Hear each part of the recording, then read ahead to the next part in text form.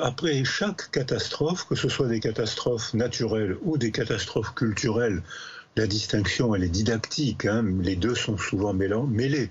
Et après les catastrophes, après un chaos, un nouveau déterminisme apparaît. Et comme vous l'avez dit, ça peut être la remise en place du même système, et dans ce cas-là, c'est ce qui s'est passé après la guerre de 14. Hein. On a remis en place le même système, on a empêché Oui, mais l'Allemagne là, de se c'est pas une guerre. reconstruire. On apprenait dans les écoles, on apprenait à nos enfants la haine des Boches, et les Allemands faisaient exactement la même chose. Donc on a repréparé la Seconde Oui, Guerre mais mondiale. enfin, Travailler. Alors là, malheureusement, vous avez raison. Mais il y a d'autres choix possibles. Ça va dépendre de nos débats culturels. Et dans d'autres catastrophes, on voit qu'il y a des remaniements étonnants de la culture, et même notamment des luttes contre l'inégalité.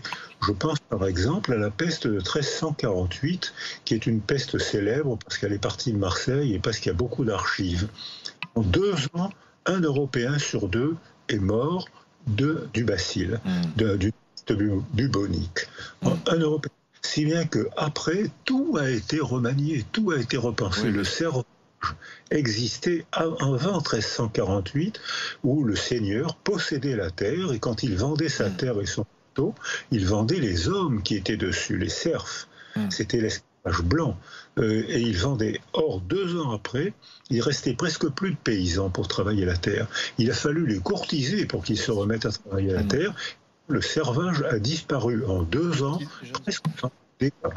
Et même toutes les formes et les artistes qui donnent forme à ce remaniement ont changé les tableaux, ont changé les discours. Et il y a eu une véritable révolution culturelle. Oui. Donc, vous l'avez dit, on a un choix entre refaire comme avant, redevenir individualiste. Dans 2 ans, il y aura un nouveau virus, ou changer la culture. Ça Oui, va mais dépendre. là, vous me parlez d'une peste qui avait tué la moitié de l'humanité. Heureusement que ce virus ne tuera pas la moitié de l'humanité. La crise économique fera sans doute d'ailleurs peut-être plus de dégâts que le virus lui-même.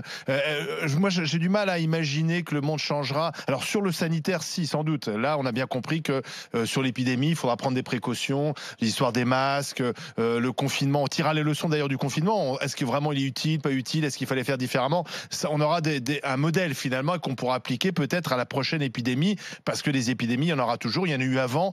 Mais moi, ce qui m'interpelle un peu, c'est que déjà, on fait le procès du monde dans lequel nous vivions. Il n'était pas parfait, mais il n'était pas si mal. C'était un monde où la mortalité infantile reculait, où la faim dans le monde reculait, où il y avait moins de guerres, où on vivait plus vieux.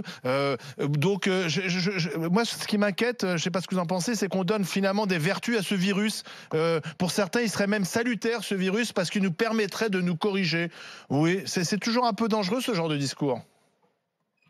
Alors, les conséquences sanitaires sont les conséquences de notre manière de vivre, de l'économie. Toutes Mais les non. épidémies sont déclenchées par le stockage des aliments Bien sûr. et la mobilité des êtres humains.